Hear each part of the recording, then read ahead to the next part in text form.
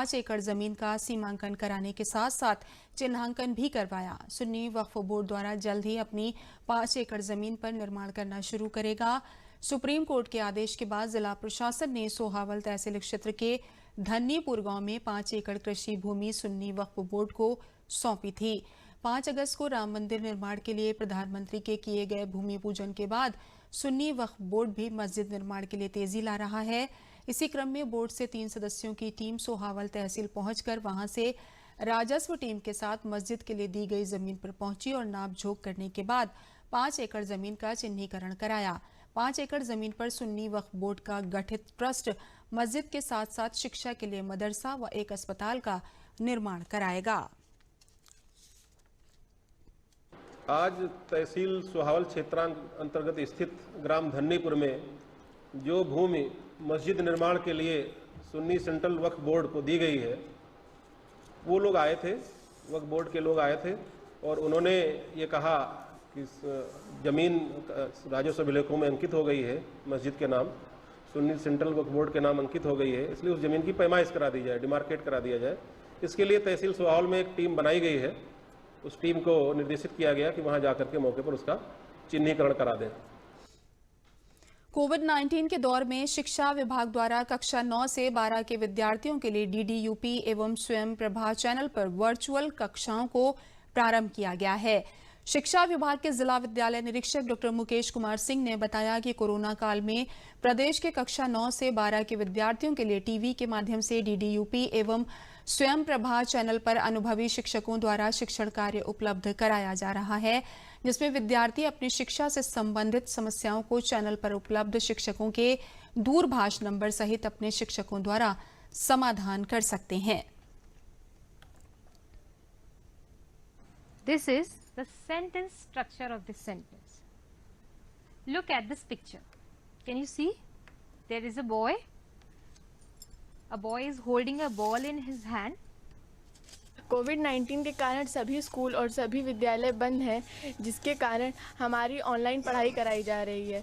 पर अब ऑनलाइन के साथ साथ टीवियों में भी शिक्षा विभाग के थ्रू हमारे लिए चैनल्स डाले गए हैं, डीडीयूपी और स्वयं प्रभा, जिससे हमें सभी अच्छे टीचर्स आगे की पढ़ाई के बारे में पढ़ाएंगे और उससे हमें आगे समझ में आएगा। और जो नहीं समझ में आता है वो अपनी स्कूल की टीचर से पूछ सकते हैं।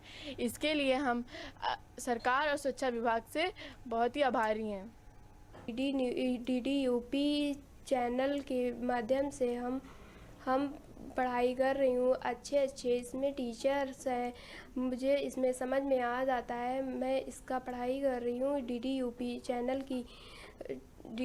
चैनल की मैं आभारी हूँ। बहुत बहुत धन्यवाद।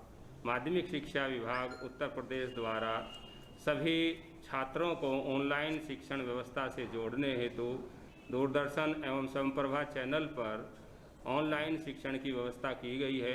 ये पूरे प्रदेश पर लागू है। सभी प्रदेश के विद्यार्थी अध्यापक इसका लाभ ले रहे हैं। पुनः प्रसारण आज से प्रारंभ किया गया है। यह प्रातः 11 बजे से 1 बजे तक होता है और शाम को 4:30 बजे से 6:30 बजे तक इसका पुनः प्रसारण होता है। मेरा सभी अध्यापक से, प्रधानाचार्यों से और बच्चों से अनुरोध है कि इस चैनल के माध्यम से अधिकाधिक ऑनलाइन शिक्षण व्यवस्था से जुड़े। यदि उनको कोई समस्या आती है तो उस समस्या का समाधान वो अपने कक्षा शिक्षक या विषय शिक्षक से प्राप्त कर सकते हैं, या जिनके द्वारा ये एपिसोड तैयार किए गए हैं उनसे दूरभाष पर समाधान कर सकते हैं।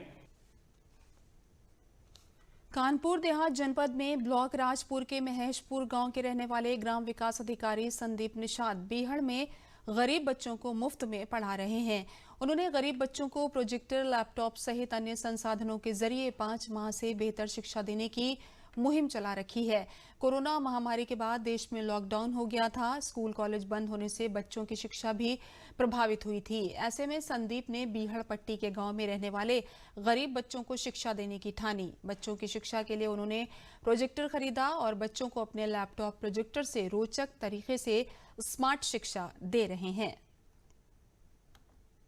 जब से ये लॉकडाउन हुआ है तब से 4-5 महीने से लगभग सभी बच्चों की शिक्षा जो है बाधित हुई है और माननीय प्रधानमंत्री मोदी जी के नेतृत्व में जो है प्रेरित होकर मैंने बच्चों को शिक्षित करने के लिए एक प्रण लिया, जिसमें मैंने बच्चों को जो है प्रोजेक्टर के माध्यम से, मोबाइल के माध्यम से और ऑनलाइन क्लास के माध्यम से शिक्षित करने का जो बीड़ा उठाया है।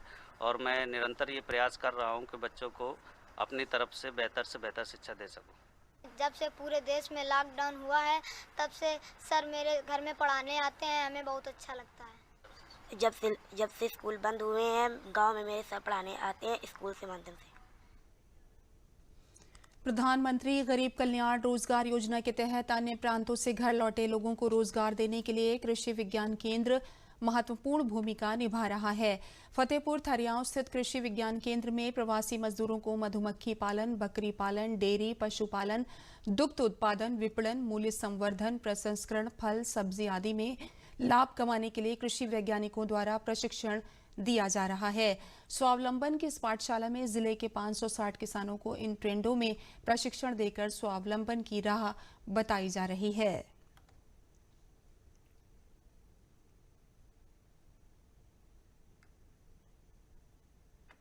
महत्वाकांक्षी योजना है प्रवासी श्रमिकों के लिए, जो गरीब कल्याण अभियान के तहत जो अपने गांव में रह के रोजगार उन्मुख हो, उसके लिए हम लोग कार्यक्रम चला रहे हैं।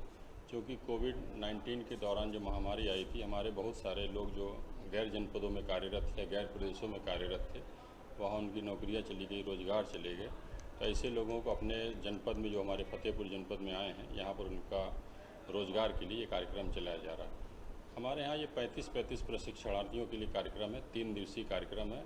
कुल 16 प्रशिक्षण आयोजित करना है, जिससे 560 लोगों को लाभान्वित होना है। किसानों को अगेती फूल गोभी और खरीफ प्याज या अगेती सब्जियों को हम कैसे तैयार करें कि जब बाज़ार में ले जाएं तो हमको अच्छा मूल्य उनको मिल सके, क्योंकि किसान अगर अगेती सब्जी करते हैं तो उनके अच्छे मूल्य प्राप्त होते हैं और देर से जाने पर उनको कीमत अच्छी नहीं मिलती है। जो प्रधानमंत्री गरीब कल्याण रोजगार योजना के अंतर्गत प्रशिक्षण चल रहे हैं, जिनके अंतर्गत तमाम कृषि संबंधित जो है स्वरोजगार कराए जा रहे हैं, मुझे भी वर्मी कंपोस्ट के लिए इच्छुक हुआ और मैं यहाँ पर आया, उसके लिए ट्रेनिंग मिली और आगे जाने के बाद पता चला कि इस योजना के अंतर्गत वित्तीय सहायता प्रधानमंत्री जी के द्वारा दी जा रही है और इसे मैं कमर्शियल लेवल पर स्थापित करना चाहता हूँ। बुंदेलखंड के अति पिछड़े जनपद ललितपुर में प्रधानमंत्री के आत्मनिर्भर भारत अभियान के तहत MSME योजना में आर्थिक सहायता देकर खाद्य आधारित उद्योगों को संचालन करने में बड़ी मदद देने का काम किया जा रहा है। प्रदेश में सर्वाधिक दाल एवं फ्लोर मिल वाले ललितपुर में इस महामारी और लॉकडाउन के समय जहां लोगों को बराबर खाद्य सामग्री उपलब्ध कराई जाती रही, वहीं वर्तमान समय में प्रवासी मजदूरों को रोजगार देने का जरिया भी बने हुए हैं।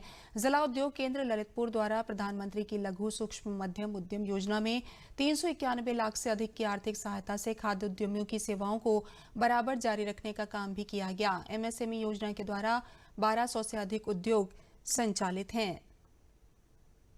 यहाँ पहले बांध में काम करता था तो छूट गया है, फिर यहाँ करने लगा ये कुसुम आटा की चक्की में बढ़िया अच्छे से बढ़िया कमरा भी मिल रहा है, खाना पीने के लिए भी मिल रहा है और पगार भी बढ़िया मिल रहा है। यहाँ बांधा से है, इधर काम कर रहे, इधर अच्छी सुविधा हुई और कोई बीमारी नहीं है और कुसुम आटा मिल में काम कर रहे हैं और बढ़िया सा पेमेंट भी मिल रहा है। फाइनेंस कराया था और जब से 6 साल से विगत हमारा उद्योग अच्छी तरह से चल रहा है।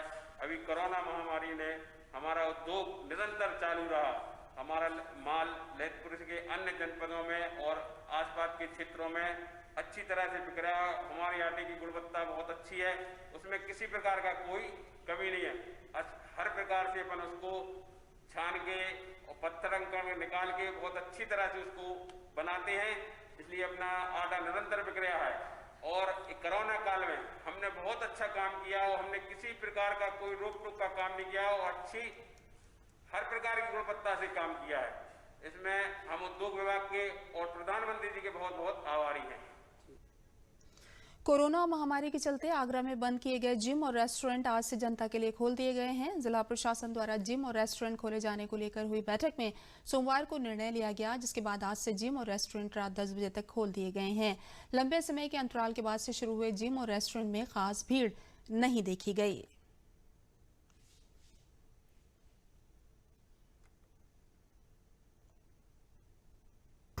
आगरा प्रशासन ने आगरा के समस्त रेस्टोरेंट और जिमों को खोलने का आदेश किया है। जो भी हमारे यहाँ गेस्ट आएगा उसको सैनिटाइज कराएंगे, अपने स्टाफ को सैनिटाइज करेंगे, अपने व्यवसाय को सुबह और शाम 2 बार सैनिटाइज करेंगे और सफाई का विशेष ध्यान रखेंगे, जिससे कि जो भी गेस्ट आए उसको घर जैसा वातावरण मिले, स्वच्छता मिले और तब हम कह पाएंगे clean Agra, green Agra. Corona के चलते 15 मार्च से जो जिम बंद कर दिए गए थे, बहुत नुकसान झेलना पड़ा हम लोगों को उसके चक्कर में, लेकिन राहत की खबर प्रशासन ने दी। कल के आज से जिम चालू।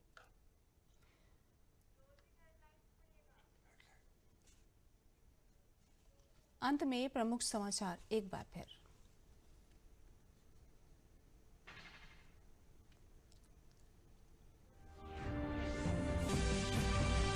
प्रदेश सरकार ने लोक तथा निजी संपत्ति वसूली अधिनियम नियमावली 2020 के तहत लखनऊ और मेरठ में क्षति दावा अधिकरण के गठन को दी मंजूरी। प्रदर्शनों के दौरान निजी और सरकारी संपत्ति को नुकसान पहुंचाने वालों को भरना होगा जुर्माना। मुख्यमंत्री योगी आदित्यनाथ ने कोविड-19 की टेस्टिंग पर जोर देने का दिया निर्देश। कहा, प्रदेश में 75 से 80 हजार रैपिड एंटीजन टेस्ट प्रतिदिन किए जाएं।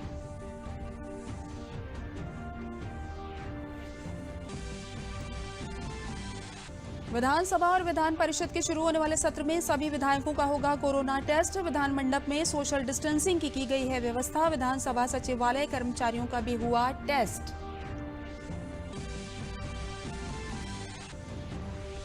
राप्ती और घाघरा नदियां नेपाल से छोड़े गए पानी के कारण उफनाई। संत कबीर नगर में घाघरा की कटान बड़े पैमाने पर। बदायूं में रामगंगा की बाढ़ से जनजीवन अस्त व्यस्त। इसी के साथ समाचार समाप्त हुए। नमस्कार।